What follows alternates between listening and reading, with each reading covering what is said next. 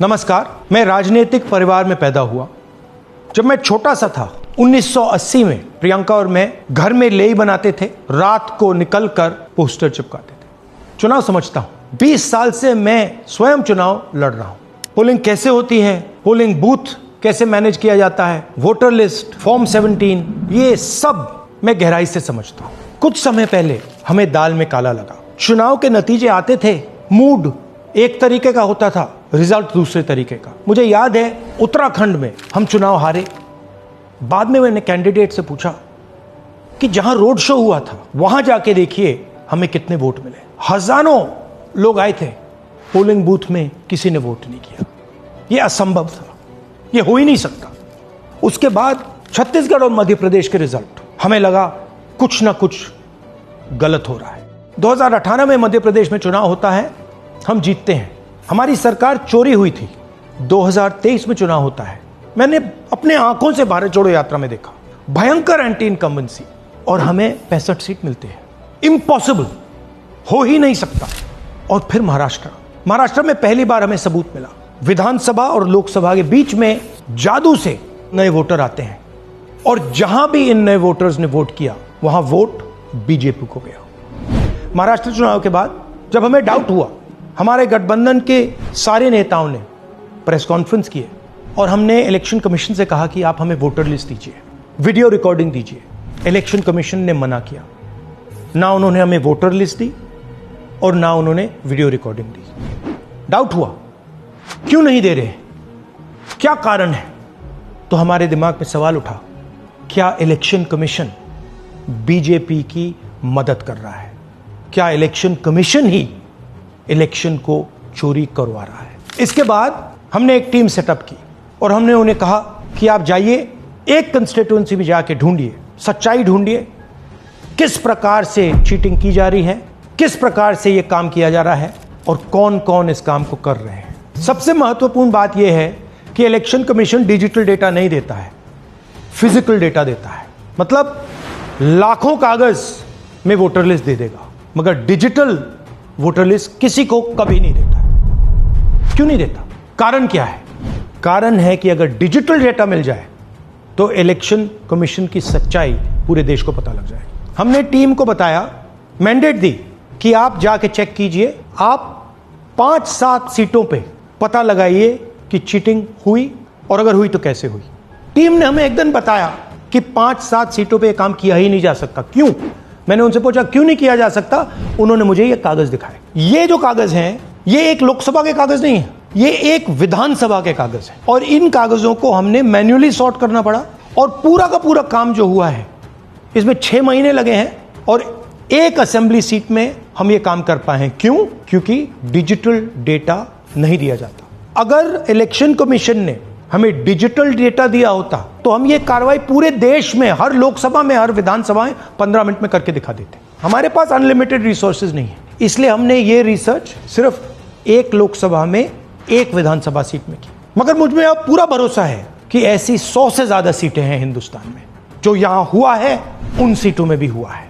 और याद रखिए, अगर बीजेपी को 10-15 सीटें कम आती तो आज नरेंद्र मोदी प्रधानमंत्री नहीं होते, इंडिया गठबंधन की सरकार होती। जांच ने 5 तरीके की चोरी पकड़ी है।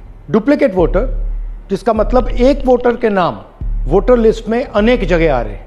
फेक एड्रेस, मतलब एड्रेस है ही नहीं, या फिर house number 0। Bulk voter in single address, मतलब एक छोटे से घर में 40, 50, 60 लोग रह रहे हैं। इनवैलिड फोटोज, छोटी सी फोटो है या फिर फोटो ही नहीं है, और वो जो छोटी फोटो है वो दिखती भी नहीं है। कौन है, किसका चेहरा है, नहीं पता लग सकता।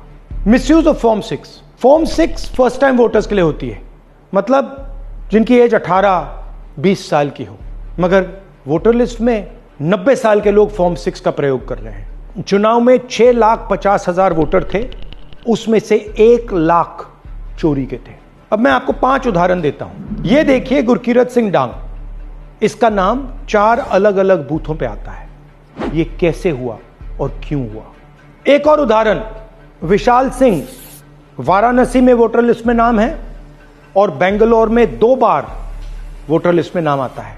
क्या ये वाराणसी में वोट कर रहे हैं या बेंगलोर में वोट कर रहे हैं या दोनों जगह वोट कर रहे हैं? एक और उदाहरण देखिए, हाउस नंबर 0। तो आपने कभी सुना है हाउस नंबर 0? हमने तो नहीं सुना था, मगर बेंगलोर में हजारों हाउस नंबर 0 हैं वोटर लिस्ट पे। हाउस नंबर 35 की कहानी सुनिए। छोटा सा घर है, ज्यादा से ज्यादा 4 लोग रह सकते हैं, मगर इस 35 में 80 लोग वोटर लिस्ट में रजिस्टर्ड है। ये ईआरओ ने कैसे अप्रूव किया, क्यों अप्रूव किया, पता लगाना है। अच्छा, अब ये देखिए वोटर लिस्ट, इनकी फोटो देखिए, या फोटो है ही नहीं या फिर छोटी छोटी फोटो है तो दिख नहीं सकती। इन वोटर आईडीज पे वोट दिया गया है। अब मैं आपको बताता हूं शकुन रानी की कहानी। फर्स्ट टाइम वोटर बनी है, 70 साल की आयु है।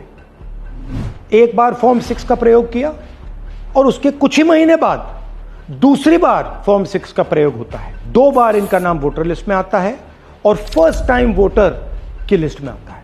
ये फर्स्ट टाइम वोटर हो ही नहीं सकती। तो क्या शकुन रानी जी ने वोट किया या किसी और ने शकुन रानी जी के लिए वोट किया? ये ही छुपाने के लिए सीसीटीवी का डेटा हमें नहीं दिया जा रहा है।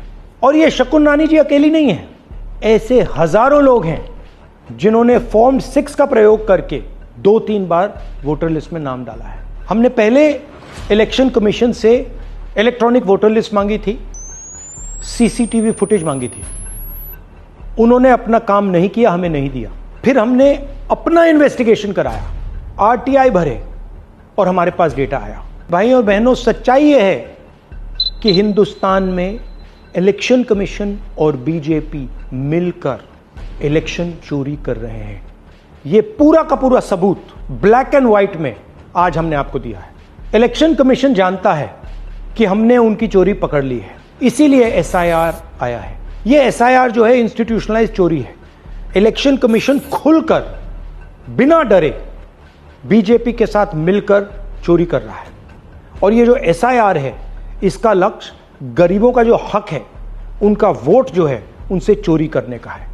मैं आपको एक और बात बताना चाहता हूं। इस पूरी इन्वेस्टिगेशन में हमने वोटर एडिशन को देखा है, मगर जितना एडिशन होता है शायद उससे ज्यादा डिलीशन होता है, सब्ट्रैक्शन होता है।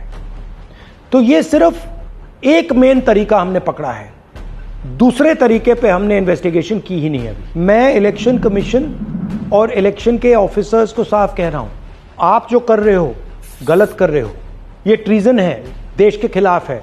ये मत भूलिए, टाइम आएगा हम आपको पकड़ेंगे, बचने वाले नहीं हो।